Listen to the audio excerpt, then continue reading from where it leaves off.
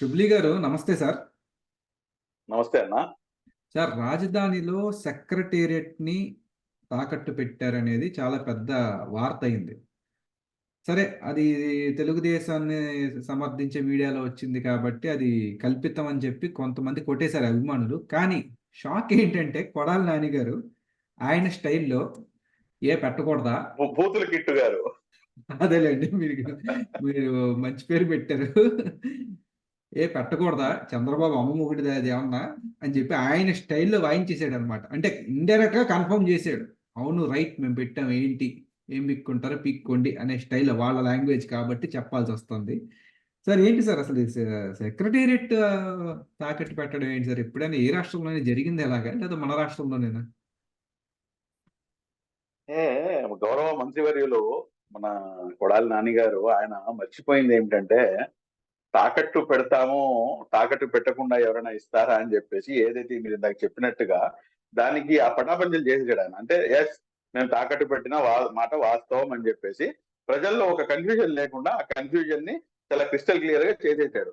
ఇప్పుడు దానికి మనం ఎవరైనా కానీ ఏమని ఆలోచిస్తారండి, ఏదైతే ఆ ఇంటిలో నేను నివసిస్తున్నానో, లేకపోతే ఏదైతే మెడలో నా మిసెస్ మెడలో ఏదైతే మంగళసూత్రం ఉంటుందో ఆ మంగళసూత్రాన్ని తాకట్టు పెట్టి, లేకపోతే ఇంటిని తాకట్టు పెట్టి నేను నా అవసరాలని తీర్చుకుంటున్నాను అంటే అప్పుడు దాన్ని ఏమంటారండి? దాన్ని సహజంగా శుబ్లీ రోడ్డు మీద రోడ్డుకు వచ్చేసాడు, వీడి వీడి బతుకు బజారు పాలు అయిపోయింది అని చెప్పేసి చాలా స్పష్టంగా అర్థమవుతుంది. కాబట్టి ఆయన కూడా ఏంటంటే ఆ విషయం మర్చిపోయాడు. ఆయన మర్చిపోయి అవునండి, తాకట్టు పెట్టకుండా ఎవరిస్తాడు అని చెప్పేసి ఆయనే దాన్ని ధృవీకరించాడు. తాకట్టు పెట్టకుండా ఎవ్వరు ఇవ్వరు సార్, ఖచ్చితంగా తాకట్టు పెట్టాల్సిందే. కానీ ఇక్కడ అంశం ఏంటంటే, తాకట్టు లాస్ట్ కి మంగళసూత్రం లాంటి ఏదైతే మన రాష్ట్రానికి ఒక తలమానికంగా ఉండేటటువంటి ఏదైతే సెక్రటరియట్ ఉందో ఆ సెక్రటరియట్ ఆంధ్ర రాష్ట్ర ప్రజల యొక్క ఆత్మ గౌరవం. అది అంటే ఆ ఆత్మ గౌరవాన్ని తీసుకెళ్లి తాకట్టు పెట్టారు అని మీరు సంతకం పెట్టారు. కాబట్టి నాని గారికి, మన బూతుల కిట్టు నాని గారికి, గౌరవ మంత్రివర్యులు గారికి మనం అందరం కూడా ధన్యవాదాలు తెలియజేయాలి. ఏంటంటే ఎందుకు ధన్యవాదాలు తెలియజేయాలంటే ఎక్కడ కన్ఫ్యూజన్ లేకుండా ఎస్, మేము చేసింది కరెక్టే అని చెప్పేసి ఆయన సమర్థించుకుంటున్నాడు. కానీ అది ఎంతవరకు సమర్థనీయం అనేది రాష్ట్ర ప్రజలకు అందరికి కూడా చాలా స్పష్టంగా అర్థమైపోతుంది. మన మన రాష్ట్రానికి ఎంత గౌరవమైనటువంటి అంశం సార్.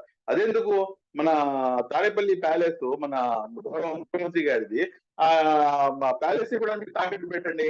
బెంగళూరులో ఉంది, బెంగళూరులో ఉన్న దాన్ని తాకట్టు పెట్టండి. చెన్నైలో ఉంది, చెన్నైలో దాన్ని తాకట్టు పెట్టండి. అవి పెడతారా? హైదరాబాద్ లో దాన్ని తాకట్టు పెడతారా? కదా, ఇది ఎవరిది?